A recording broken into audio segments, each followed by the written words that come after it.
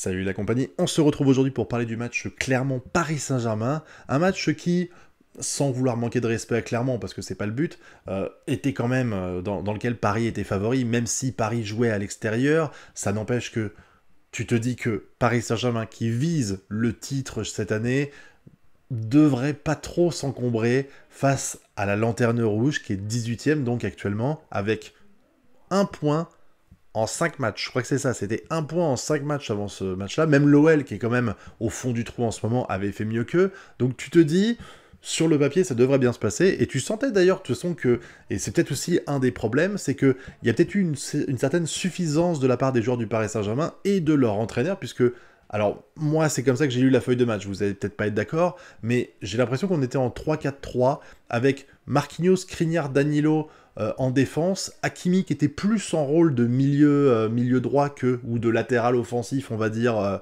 droit, donc ouais, 4-3-3, 3-4-3, moi je vois plus cette feuille de match comme du 3-3-4, hein, franchement, ou 3-4-3 avec Hakimi en milieu de terrain plus qu'en défense, mais là tu sentais que l'équipe, elle était faite pour dérouler face à un adversaire assez faible, un adversaire qui a posé le bus en théorie, c'est-à-dire qu'il y avait quand même une énorme quantité de joueurs qui passaient leur temps en défense, mais ça leur a pas posé de problème, et contrairement à l'OM qui a vraiment été pas inspirant, qui a vraiment rien fait de ce match quasiment contre le Paris Saint-Germain, eux, Clermont, eh ben, ils ont joué avec leurs armes. Ils n'ont pas eu peur du Paris Saint-Germain. Même si sur le papier, quand tu vois la compo, tu te dis, ouais, ils étaient en défense, mais putain, les coups de génie qu'ils ont fait en attaque. Mais même si on partait favori, il y a eu pas mal de choses qui n'allaient pas dans ce match, et c'était pour moi principalement la faute du coach. Alors je le dis parce que Luis Enrique, on lui a balancé des éloges et tout, et on peut le faire, mais là il a fait preuve de suffisance. Suffisance sur la compo, en termes de formation, suffisance sur les joueurs qui étaient alignés. Alors ok, il y a le match contre Newcastle qui arrive, qui est plus important à mon avis que gagner contre Clermont, même si à la fin, si tu veux gagner la Ligue 1, faut peut-être faire autrement que en perdant des matchs comme ça, parce que je rappelle que pour l'instant, Paris Saint-Germain, c'est 3 victoires, 3 nuls, 1 défaite. C'est pas vraiment des stats de champion de France qu'on a actuellement. Alors oui, il y a eu que 7 matchs. Il va y avoir une grosse pause après les matchs de poule, donc il y a peut-être moyen de moyenner quelque chose pour faire en sorte d'enchaîner les victoires et de rattraper le retard. Mais ça n'empêche que là, on est en train de perdre des points faciles. On est en train de perdre des points faciles. Et ça, c'est à cause de cette composition que je trouve vraiment bancale. Et elle est bancale pourquoi ? Parce qu'on a un milieu de terrain où il y a véritablement deux milieux de terrain, à savoir Vitinha et Fabian Ruiz. Et je suis désolé de le dire, mais bon, Vitinha, je l'aime bien, mais t'as pas Zahir Emery et t'as pas Ugarte, ça passe pas. Un milieu de terrain à 3 avec Zahir Emery, Ugarte et Vitinha, ça marcherait en Ligue 1, mais là, Vitinha tout seul, qui est pour moi pas le meilleur des trois, et puis Fabian Ruiz à côté, je suis désolé. Fabian Ruiz, c'est comme Solaire, c'est des mecs, ils arrivent même pas à avoir... On leur demande même pas d'avoir le niveau en C1, ils l'ont même pas en Ligue 1 contre le dernier du championnat de France. Qu'est-ce que tu veux faire ? Qu'est-ce que tu veux faire avec ces mecs-là? Alors, je suis d'accord, faut faire tourner, faut faire en sorte de reposer les joueurs et tout, mais putain, Fabien Ruiz, il a servi à rien dans ce match. Je suis même pas sûr d'avoir vu une action à un moment donné où j'ai fait waouh, bien joué Fabien Ruiz, quoi. Alors que dans d'autres secteurs, ça s'est super bien passé. Par exemple, Donnarumma, il nous a sauvés, incroyable. Le double arrêt qu'il fait à la 60e minute, je crois, à peu près, coup sur coup, bam bam, vraiment c'était top. L'autre, il en fait un quelques minutes plus tard. Vraiment, il a été comme d'hab, t'es gardien du Paris Saint-Germain en Ligue 1, t'as pas beaucoup d'actions sur lesquelles tu peux briller. Hein. Normalement, quand tu vois par exemple contre l'OM, il a rien eu à faire quasiment. Mais là, contre Clermont, il y a eu du boulot et je vais expliquer un petit peu pourquoi. Et par contre, Marquinhos à gauche, Marquinhos à gauche, c'est pas son poste de prédilection. Lui, il est plutôt défenseur central ou à droite, mais il a fait le café. Bon, Skriniar, ça n'a pas été le pire de tous. Danilo, ça va aussi. Hakimi, je pense que c'était un des meilleurs joueurs sur le terrain, honnêtement, du côté du Paris Saint-Germain. Barcola, j'ai été impressionné par un truc.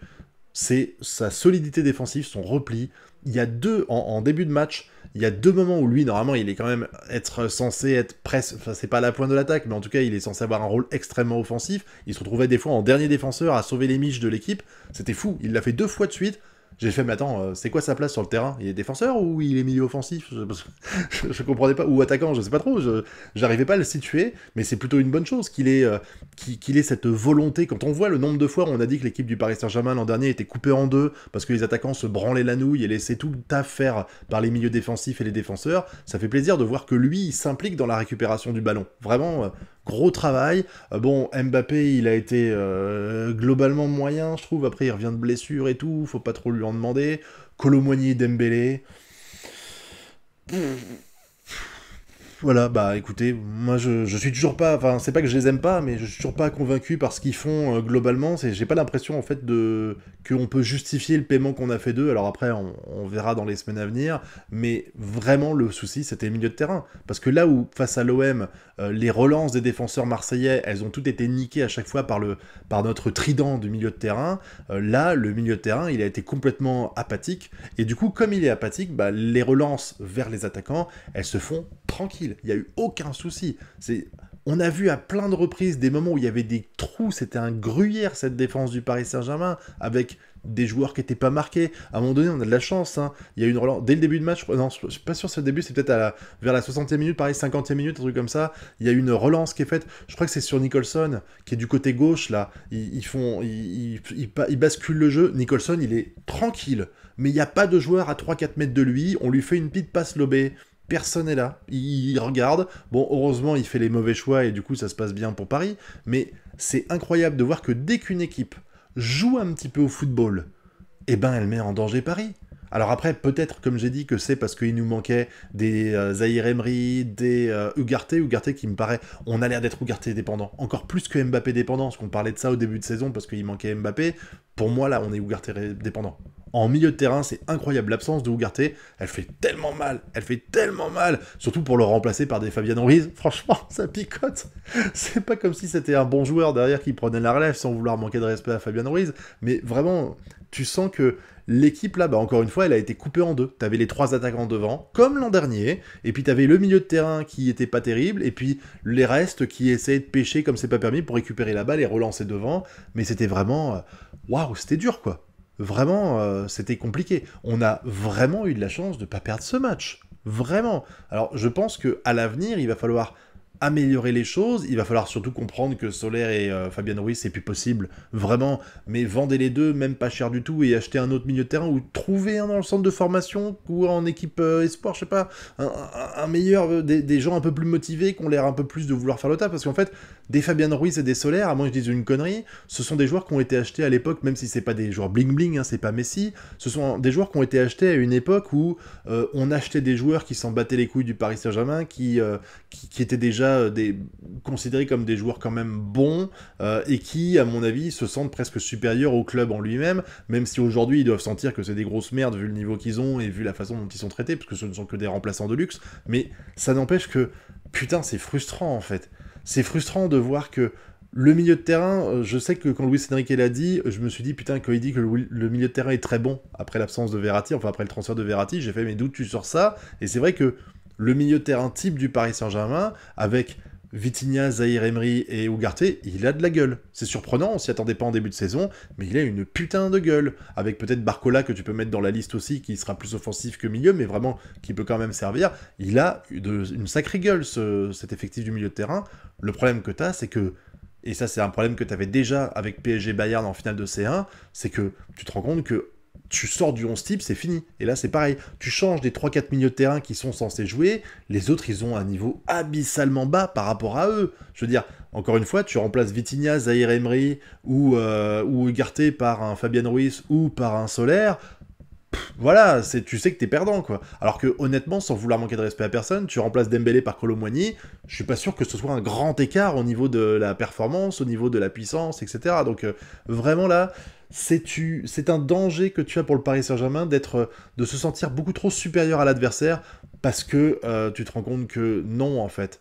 On l'est pas, on peut très vite être mis en danger, que cette défense est ultra fébrile, la défense a, bon, 3,5 on va dire, parce qu'il y a quand même Hakimi en théorie, mais cette défense-là, elle ne peut pas, elle ne tient pas même contre enfin elle tient difficilement pardon, contre la lanterne rouge, donc imagine ce que ce sera quand tu affronteras Newcastle, quand tu affronteras, bon il y aura peut-être d'autres joueurs à ce moment-là sur le terrain, on est d'accord, mais c'est pareil, on était quand même pas loin de l'équipe type là, c'est pas comme s'il y avait 10 joueurs différents par rapport à l'équipe d'habitude, donc ça peut pas exister cette excuse-là, même si elle doit être entrée dans ligne de compte, le fait qu'il y a le match contre Newcastle, c'est déjà le truc qui est arrivé contre Nice, hein. Contre Nice, on avait pas mal de titulaires qui n'étaient pas sur le terrain. Je crois qu'Ougarté d'ailleurs était remplaçant dans ce match-là et qu'il est rentré au bout d'un moment. Et là, bah, c'est un peu le même schéma qu'on a eu. C'est ce besoin de Luis Enrique de préserver des joueurs à juste titre pour jouer la C1 ou pour assurer en tout cas la qualification en C1 qui est noble, mais derrière tu te rends compte qu'il y a quand même un problème d'effectif pour réussir à tenir la route dès que tu commences à mettre 2-3 joueurs importants de côté. Bon, par contre, il a sorti l'excuse du terrain. Ah, je suis désolé les gars, c'était pas un champ de patates, hein. Et puis en plus de ça, le terrain, si jamais il considère qu'il était mauvais, il était mauvais pour les deux équipes, hein. Il n'y avait pas une équipe qui avait un terrain dégueulasse et une équipe qui avait un terrain parfait. Alors je peux comprendre que ça doit jouer aussi, mais tu voyais pas la balle faire des rebonds dégueulasses à cause de morceaux de terre sur le terrain. Je veux dire, voilà, faut arrêter à un moment donné. C'est pourquoi tu dis pas tout simplement que, bah, je sais que c'est compliqué à dire, mais pourquoi tu peux pas dire qu'il y a eu des faiblesses techniques, qu'il y a eu des mauvais choix, qu'il y a eu des grosses erreurs qui ont été faites par certains joueurs, ou même par toi-même quand dans le choix de la composition et ta stratégie. Voilà, il faut mettre un peu l'ego de côté à un moment donné et dire que le problème, il vient pas que du terrain, même s'il a pas dit que ça. Je trouve que c'est un petit peu abusé. Maintenant, bon, bah, on a eu ce problème-là face à Nice et on a très vite rebondi en C1 contre Dortmund. Là, maintenant, il faut rebondir face à Newcastle, qui est pas dans la meilleure des dispositions, je crois, actuellement en Angleterre. J'ai pas vérifié ce qu'ils ont fait cette semaine, s'ils ont déjà joué ou pas, mais j'ai cru comprendre que c'était pas non plus genre, ouh, tout va bien, on enchaîne les victoires et tout, donc ça va être deux équipes qui vont essayer de se taper dessus pour jouer la qualif, hein, même si je trouve que Newcastle est quand même vachement moins bien armé que Paris, pardon, mais j'ai quand même hâte de voir ça cette semaine, hein. Donc vivement que ça arrive pour essayer de remonter un peu la pente de ce match ultra décevant du Paris Saint-Germain qui montre encore une fois ses limites en milieu de terrain et ses limites au niveau de son banc, clairement. Maintenant, j'attends que vous me donniez votre avis sur tout ça dans la zone commentaire. Vous connaissez la chanson, le pouce bleu, l'abonnement et le partage. Et nous, on se retrouve bientôt pour de prochaines vidéos. Tchuss!